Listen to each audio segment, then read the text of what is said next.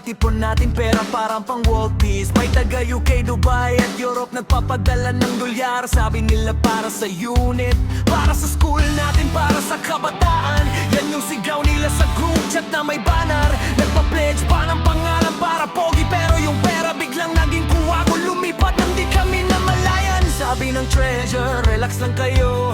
Project daw sa school, hintay lang darating to. Pero lumipas ang buwan, ang daming nagtanong, nasaan na yung mesa at pati upuan? Proyekto ng milagro, biglang sumulpot nung natanong no effort.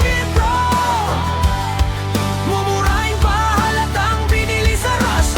Para sa school daw, pero parang seminar ng barangay sa gilid ng kalsada. Batch natin, grabe kayo, galing yung mantre, pakimesa may drama.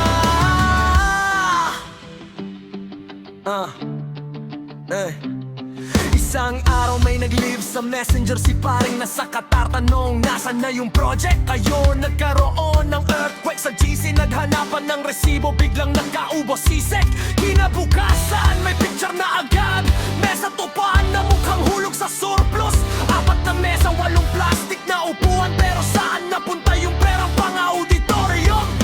Sabi ng isa, uy, huwag kayong maingay. Para sa bata yan, wag puro away. Pero halata naman sa mga mata natin na may nag-shopping na hindi natin alam. Proyekto ng milagro, biglang sumulpot nung natanong ng EPO. Milagro, mumurahin pa halatang binili sa raso. Para sa school daw, pero parang seminar ng barangay sa gilid ng kalsada. Batch natin, lupet nyo kahit ang project may tagpo ng kababalaghan. Pero nang abroad, pinaghirapan nila na kumat na matyagan at tis ng lamig. Pero pagdating dito, parang mula mesa at upuan lang kapalit ng panaginip. Kung mesa lang din pala, sana nagpadala na lang kami ng karton. At least honesty tulad yung may misyon na komisyon.